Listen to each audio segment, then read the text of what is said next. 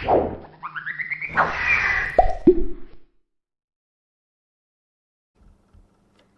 Sobat BK, kita berjumpa di Ngosak Ngasih, ngobrol seru dan Asik. Nah, bagaimana kabar kalian semua? Semoga baik-baik saja ya.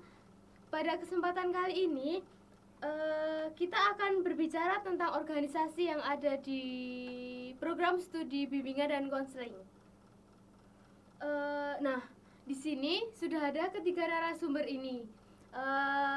Kata pepatah, tak kenal maka tak sayang. Jadi kita kenalan dulu dengan ketiga narasumber ini.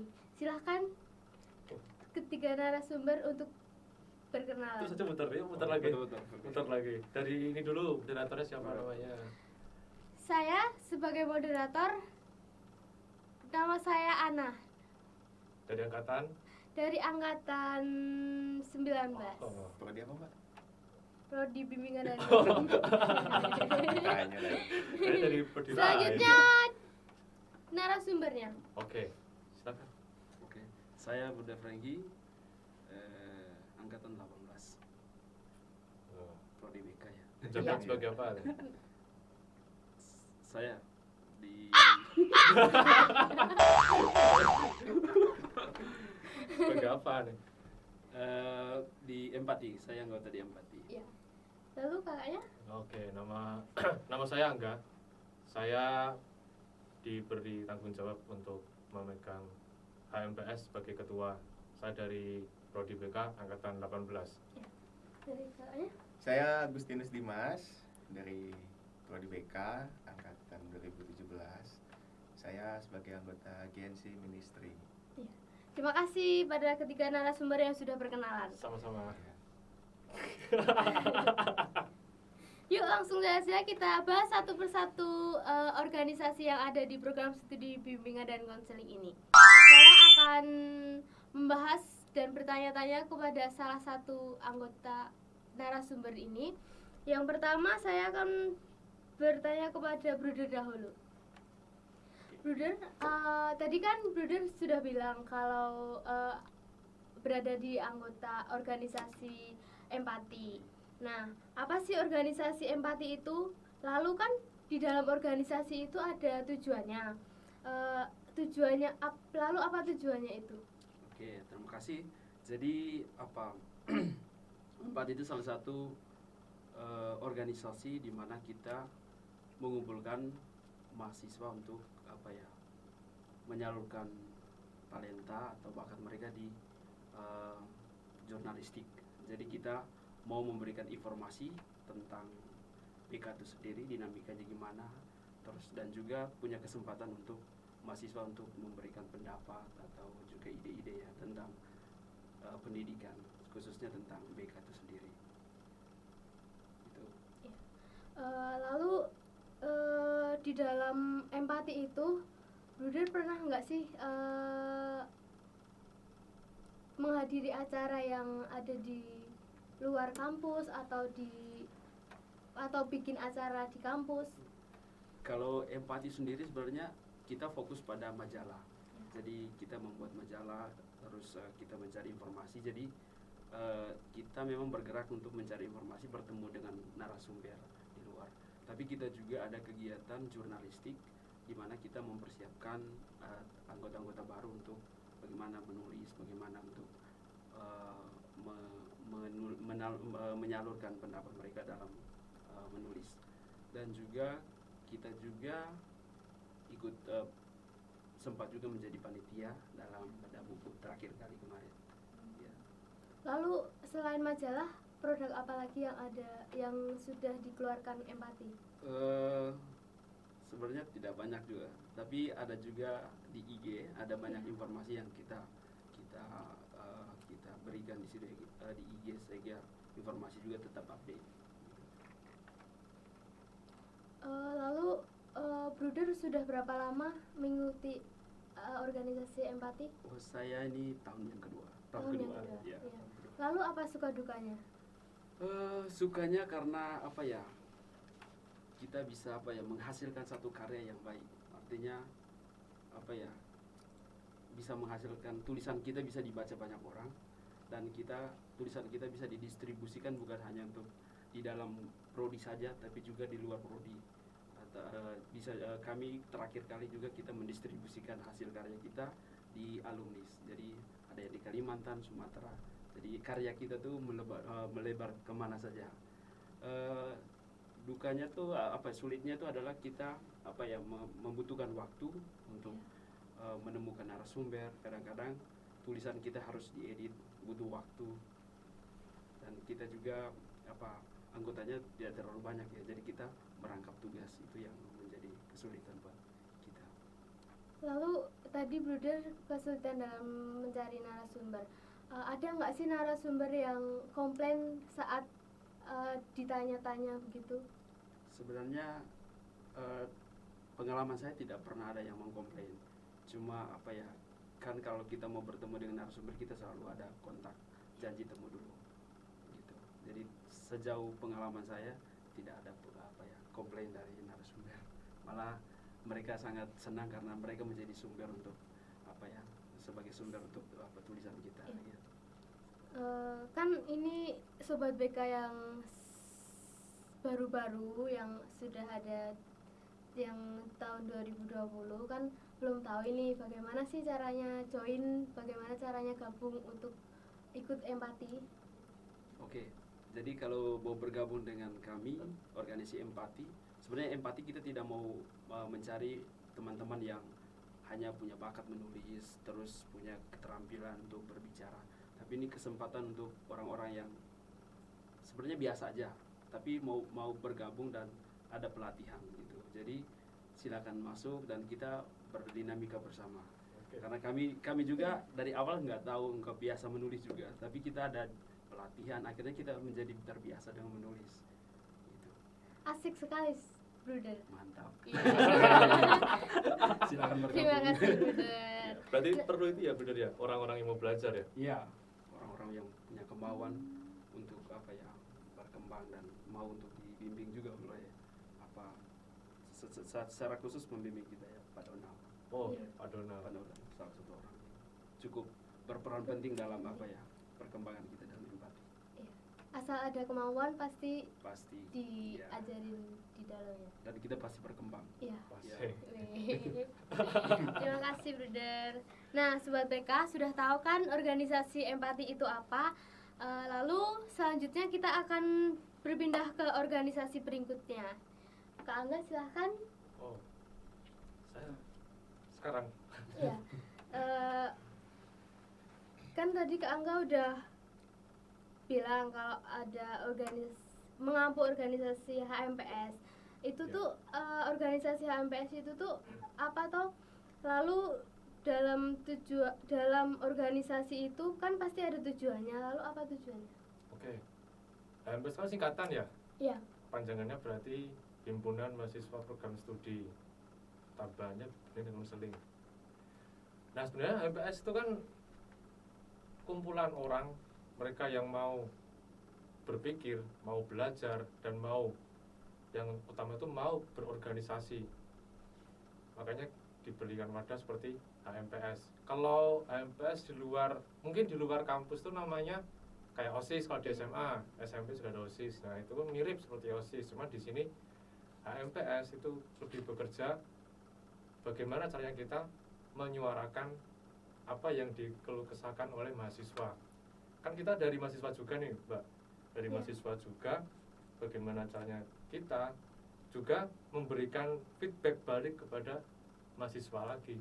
Jadi sebetulnya HMPS itu adalah mahasiswa biasa, tapi di sini kita yang belajar bagaimana kita berpikir, berorganisasi, dan bagaimana kita mengolah sebuah kesempatan itu gitu. Lalu di dalam HMPS tersebut kan pasti ada acara seperti kalau di SMA itu ada acara ulang tahun SMA, itu kan yang mengurusi organisasi atau OSIS. Nah itu di HMPS sendiri pernah nggak sih menghadiri atau membuat acara event apa gitu? Oke. Jadi ada 2 poin ya, menghadiri dan membuat event. Iya. Kalau menghadiri ya kalau kami sendiri hanya sebatas di ini kayak ada perkumpulan mahasiswa BK se-Indonesia. Itu biasanya mereka mengadakan sebuah seminar. Nah, kami dari HMPS BK pasti dapat undangan Iya. untuk hadir di sana. Nah, itu mungkin kayak ini ya ikut event dalam bentuk lingkup kebekaan dalam ikatan itu. Nah, kalau untuk membuat acara sebenarnya kami nggak membuat. Iya. Kami sudah diberi kayak program kerja dari HMPS sebelumnya bahwa HMPS itu ada program kerja namanya Studium General atau istilahnya umum itu seminar. Iya. Terus nanti ada lagi pelepasan wisuda untuk kakak-kakak kelas kita, kakak kelas salah. Dia kan ke bawah Iya, sekolah, saya ke masih sekolah. kayak anak sekolah gitu ya. Iya. Kakak tingkat kan pada lulus nih. Nah, tradisi di BK itu kalau misalnya ada kelulusan pasti dirayakan dulu di prodi. Karena apa? Karena kakak tingkat kita itu sudah berkembang terlebih dahulu di prodi. Nah, setelah dilepas oleh prodi, lalu dilepas lagi oleh universitas. Jadi ada kayak makna simbolik bahwa kita sudah dibentuk, kita sudah mendapat ilmu di prodi BK. Kemudian ada lagi Insipro, inisiasi prodi, yang nanti akan teman-teman rasakan. Walaupun ini online ya, agak nggak seru juga sebenarnya kalau online, karena nggak bisa tatap langsung, nggak bisa gini-gini nanti. Dari apa ya? Mepet ya, mepet gitu, Iya. nggak bisa TP lah, kan kayak gitu kan ajang ya. Iya. Karena Insipro BK kalau misalnya itu nggak online, bakal ada camping 3 hari 2 malam. Dan di camping itu kita bakal dibagi menjadi kelompok. Waduh, ini Pasti seru sekali. seru. Kalau misalnya nggak ngerasain juga, aduh, kayak rugi gitu ya Iya. nanti. Ya, itu ada Insipro. Nah, Insipro juga ada dimasuki kayak ada acara self transformation. Itu sebenarnya bertujuan untuk lebih menginternalkan nilai-nilai prodi dan lebih mengakrabkan antar mahasiswa prodi BK. Nah, di situ sebenarnya di ST kan bisa anak-anak BK nyebutnya ST. Iya. Di ST itu ya kelihatan lah yang mulai ada ini cewek, ini cowok. Iya. Mulai kan ya. Mulai gini. Mulai didekat ya. Di situ sebenarnya serunya Insipro dan ST karena kan kita dinamika 3 hari 2 malam di tenda. Wah, seru pokoknya kalau dirasain sih. Tapi Kak, kan ini bakalan jadi online. Itu Ya. bakal seru lagi nggak sih Kak daripada yang offline? Sama serunya, cuman ini kan kita nggak ketemu. Iya. Jadi kalau online gini kan kesannya kita nanti seperti PDKT ke cewek atau ke cowok. Kan kita nggak bakal langsung ketemu, tapi kan bakal pakai WA dulu, pakai Iya. DM dulu. Nah, ini kita manfaatin kayak apa ya? Kita nyebut gejala-gejala sosial. Kalau misalnya ini online berarti rasanya kan kayak kita PDKT ke gitu kan. Tahu kan maksudnya gimana Tahu, PDKT? Nah, tahu, itu. tahu. Pernah pacaran kan? Nah, Pernah. rasain juga berarti. Rasain kan kalau misalnya PDKT kan lewat sosmed dulu nih, Sosmed nggak dulu, bakal ya. ngomong langsung. Nah, ini Ya. kita manfaatin gimana euforia kita PDKT itu kita buat untuk inisiasi prodi. Nah, ini yang kita manfaatin nanti. Itu. Jadi teman-teman jangan khawatir walaupun online, tapi pasti seru acaranya. Tunggu aja nanti. Ya. Menarik gini. Lalu dalam organisasi HMPS tersebut apa sih suka dukanya dalam organisasi tersebut? Suka dukanya? Iya. Lebih banyak ke sukanya atau dukanya? Kalau saya sendiri lebih banyak sama sih. Ya, berarti ya masuk HMPS itu bukan sebagai bentuk kita mau sok sibuk. Masuk HMPS itu karena kita mau belajar. Iya. Tentunya kalau belajar tuh yang pertama kita sudah suka dulu sama HMPS karena kita mau belajar. Kalau misalnya kita nggak suka belajar, kita nggak bakal suka sama HMPS. Iya. Malah dukanya banyak. Itu yang pertama, suka. Jadi kalau bahasa pribadi, saya sudah menjabat berarti berapa ya? Berapa bulan ya? Berapa bulan? 2 periode Dua kan? periode berarti 2 tahun. Ya 2 tahun Iya. lah. Kita bilang 2 tahun. 2 tahun itu saya dulu belum menjadi ketua ya. Iya. Belum jadi ketua, masih di bagian divisi gitu. Ya memang sukanya kita nggak terlalu banyak mikir karena kita punya kakak tingkat yang pasti yang mikir dia gitu loh. Iya. Dia mikir gitu. Terus lambat laun gitu kerasa bahwa kalau misalnya kita dalam kondisi, kalau saya sendiri dalam kondisi seperti ini saya nggak bakal berkembang, maka saya perlu yang namanya kritis. Misalnya ada usul gitu, saya mikir usul ini kalau kita temukan secara realita pasti kan ada kayak yang bertabrakan, misalnya nanti ada yang nggak setuju orang tuanya, atau misalnya nanti ada soal anggaran dana gitu. Iya. Kan pasti harus dibahas lagi agar rencana-rencana itu kita tahu efek terburuknya apa. Nah itu saya mulai belajar di situ. Jadi ya kalau orang bilang tetap sok kritis gitu, Iya. padahal ya itu bentuk belajar. Di situ saya mulai belajar, ya saya suka karena kalau nggak gini saya nggak belajar. Saya Iya. sukanya di situ, saya suka belajar. Setelah itu jalan, ternyata saya masuk delegasi untuk menjadi ketua dulu sama ini Mas Abed, sama Mas Abed itu. Iya. Dia juga partner saya, malah kita dimusuhkan itu loh, Iya. malah dimusuhkan menjadi 2 paslon, 1 dan 2. Nah itu mungkin duka untuk saya awalnya. Iya. Karena saya takut kalau misalnya hanya gara-gara jabatan saya bisa pecah pertemanan. Itu kan banyak Iya. yang berebut jabatan akhirnya lupa teman. Lupa teman. Nah itu saya takut di situ. Tapi ternyata kami Masih bisa profesional bahwa ini hanya jabatan, ini sekedar siapa yang lebih dipercaya dan siapa mungkin yang perlu untuk mengurus lebih di lapangan. Ya. Bukan masalah nggak dipercaya, tapi lebih dipercaya untuk mengurus ke lapangan. Karena kalau jujur saya jadi ketua sekarang banyaknya mikir, Ya. nggak pernah terjun langsung. Jadi yang terjun ya kayak contohnya ini nih, podcast ini saya cuma mikir, Iya. tapi terus siapa Mas Abed terjun tuh. Iya. Itu Iya. yang terjun Mas Abed itu ban, saya cuma mikir, cuman sekedar usul, lalu nanti yang mencarikan jalan ya Mas Abed ini, contohnya gitu. Iya. Bukan karena Bukan sepenuhnya gitu ya. sepenuhnya nggak dipercaya, cuman lebih cocok untuk menjalankan di lapangan. Jadi kalau dilihat pengalaman, pasti lebih banyak Mas Abed pengalamannya daripada saya. Karena saya cuman wah gini aja. Soal sistem lah kalau saya. Itu duka pertama. Duka kedua tuh semisal karena saya ingin mengumpulkan aspirasi dari teman-teman mahasiswa gitu. Apalagi dalam kondisi pandemi gini ya, kami nggak bisa ketemu sama teman-teman secara langsung, nggak bisa langsung, nggak bisa nongkrong temui tanyai, kita nggak bisa, maka pakai angket di Google Form gitu ya. Iya. Saat diberi angket ternyata nggak banyak input yang HMPS terima.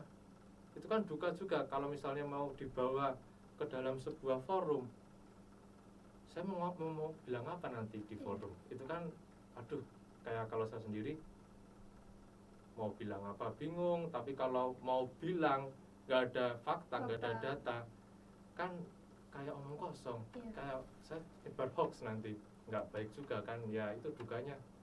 Ada disposisi batin yang perlu buat melakukan suatu hal kalau jadi ketua tuh. Kalau misalnya saya gini, ada resiko gini, ada gini, resiko gini. Nah itu yang terus di pikiran, di perasaan tuh langsung wah kayak nggak masuk gitu. Jadi pusing nanti akhirnya, pusing, sakit. Terus siapa yang jadi mimpi dari itu. Nah, dari itu kan tadi kan 2 periode ya. Ya. Sudah dengarkan Sobat BK apa HMPS itu. Lalu untuk Kak Angga sendiri bagaimana sih agar Sobat BK ini tahu gimana caranya gabung di dalam organisasi ini? Oke. Kalau mau gabung sebenarnya tuh simple. Syarat pertamanya ada niat. Karena kalau nggak ada niat, kita ya mau ngapa-ngapain juga nggak bakal semangat. Kalau nggak ada niat juga, tentunya mau kerja aja, mau gerak dikit udah gitu tuh. Iya. Tapi nggak pakai loh, jangan pakai loh. Iya. Nanti beda persepsi. Jangan. Cuman gitu mengeluh nanti Iya. kalau beda niat. Nah dari itu kalau mau masuk ke MPS kita sudah harus siap sama yang namanya perbedaan pendapat, kritis, sama berani berargumen. Karena kalau kritis dan berani berargumen bagi saya itu agak berbeda. Kalau kritis itu kita tahu bahwa ini salah, ini benar dan ada alasannya. Kalau berargumen, kita kalau kumpul gini, Iya. aku berani ngomong bahwa aku punya pendapat seperti ini. Nah itu berargumen, nanti ditentang-tentang gitu. Nah itu yang sebenarnya ingin HMPS itu diberikan untuk orang-orang yang orang-orang kayak asing aja. Teman-teman mahasiswa BK yang mau daftar. Jadi itu tadi niat, terus mau kritis, apalagi ya nggak banyak sih. Oh ini bikin CV sama datang waktu pendaftaran itu yang penting. Iya. Kalau misalnya udah Kalau nggak datang nanti nggak datang ya nggak iya. daftar juga. Iya. Itu sih. Nah, Sobat PK, sudah tahu kan sekarang apa HMPS, organisasi HMPS itu. Tadi didengar-dengar seru sekali ya untuk kita ikut gabung. Nah, selanjutnya kita akan ke organisasi berikutnya. Untuk Kak Dimas tadi kan bilang kalau mengikuti organisasi GNC. Iya. Nah, itu apa sih organisasi yang ada di GNC itu? Lalu di dalam organisasi itu kan pasti ada tujuannya, dan apa itu tujuannya? Ya, pertama saya cerita dulu ya. Oke. GNC itu apa? GNC Ministry itu singkatannya Guidance and Counseling Ministry. Organisasi itu adalah organisasi yang di bawah naungan Prodi BK. Dia memberikan pendampingan kepada teman-teman yang membutuhkan. Mungkin kalau bahasa umumnya teman-teman tahu seperti tim outbound gitu. Nah, dari tujuannya itu ya, kami memberikan pendampingan, memberikan pelatihan juga. Lalu kami mendampingi teman-teman yang membutuhkan kita. Biasanya rekan mitra dari Prodi BK atau juga dari sekolah mitra yang sekiranya membutuhkan pelatihan, itu kami memberikan semacam pelatihan atau outbound seperti itu. Berarti seru sekali ya, Kak? Oh, seru banget. Iya. Belum pernah kan outbound jalan-jalan ke sungai? Iya. Nah, Lalu di situ kan pasti mendampingi, namanya juga mendampingi. Iya. Pasti kan ada yang ngeyel, ada yang tidak mau bekerja sama. Itu menjadi kesulitan tersendiri enggak? Nah, kalau yang selama saya di sini ya, Iya. yaitu ketika apa yang sudah kita rencanakan untuk memberikan pendampingan itu nggak sesuai sama kondisi di lapangan, itulah apa ya, pengalaman yang akan kita dapatkan kalau kita ikut di GNC. wah ini. Kalau apa, kita nggak bisa mengendalikan lapangan, tapi kita yang menyesuaikan. Nah, itulah kita belajar kita mengolah diri, kita menyesuaikan dengan kondisi, lalu ya kita kan tujuannya mendampingi toh. Iya. Masa iya nggak sabar ya, itulah kita dilatih di situ. Lalu untuk suka dukanya sendiri apa? Saya ya sukanya menurut saya lebih banyak karena banyak pengalaman yang saya dapatkan yang mungkin teman-teman apa ya nggak dapatkan kalau teman-teman cuma kuliah doang. Iya. Saya dapatkan pengalaman, dan ketika memberikan pendampingan dari teman-teman, dari rekan yang kita ajak kerjasama pun kadang ada timbal baliknya. Itu jadi menurut saya pribadi itu jadi suka tersendiri ya. Iya. Entah itu misalnya hanya dalam bentuk makanan ataupun nanti ada hal lain yang diberikan setelahnya, itu bonus buat saya. Itu jadi kesenangan buat saya. Lalu juga saya bisa mendapatkan ibaratnya ilmu yang sebelum yang saya dapat duluan. Mungkin seharusnya didapatkan di semester depan ketika kuliah, tapi saya Iya. dapat duluan ketika saya di lapangan, dampingin teman-teman, ngasihin outbound. Sukanya juga bisa kenal sama orang baru. Iya. Dan itu apa ya? Karena kan yang meminta bantuan juga orangnya dari mana aja. Itu yang jadi kesenangan saya juga, saya bisa kenal sama orang baru. Ketika setelah memberikan pendampingan tuh jadi kenal, ngobrol. Dan itu orang yang bisa di luar dari mahasiswa. Waktu itu juga pernah ada pendampingan kita pada komunitas, dan itu Iya. komunitas yang di luar kampus. Jadi kita teman kita nggak Tambah. cuma dari Banyak. kampus. Iya. Nah, Terus kalau dukanya ya yang tadi saya bilang itu, ketika kita nggak sesuai sama harapan kita udah nyiapin rencananya nanti begini ya, kita ngelaksanainnya begini, tapi nanti di lapangan misalnya ada hujan Iya. atau misalnya orangnya kurang, itu yang harus kita sesuaikan. Kita belajar di situ, mengolah diri, menyesuaikan dengan lapangan. Itu sih. Kalau kakak sendiri berapa lama sih ikut GNC ini? Ya, saya paling tua, ikutnya berapa lama? Ya seperti yang ditahu juga, saya angkatan 2017. Saya dari 2017 ikut Wow. GNC, dari awalnya anggota. Ya oper juga ikut ini rekrutmen. Dari awalnya saya di media, tahun pertama itu divisi media, nyiapin perlengkapannya, kebutuhan untuk outboundnya. Lalu tahun kedua saya calonkan jadi ketua dan kemudian terpilih. Saya menjabat setahun sebagai ketua. Kemudian ini tahun ketiga saya lagi jadi anggota. Itu saya udah pak, ya mungkin paling lama ya. Wow. Sepuh ya namanya. Ketahuan ya sama siapa Keren nih. sekali. Iya gitu. Iya.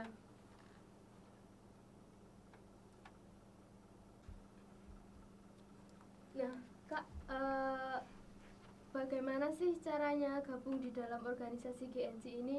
Apakah ada seleksi atau ngisi formulir gitu? Oh ya, kalau dari kami biasanya nanti akan ada open recruitment, Iya. masa penerimaan anggota baru. Nanti kami biasanya akan sebarkan ininya, formnya, undangannya nanti ketika teman-teman udah mulai kuliah. Dan biasanya itu ketika sudah semester 2, ketika di semester 1 nanti akan ada mata kuliah dinamika kelompok. Itu ketika teman-teman sudah mengikuti, nanti kami akan mulai open recruitment.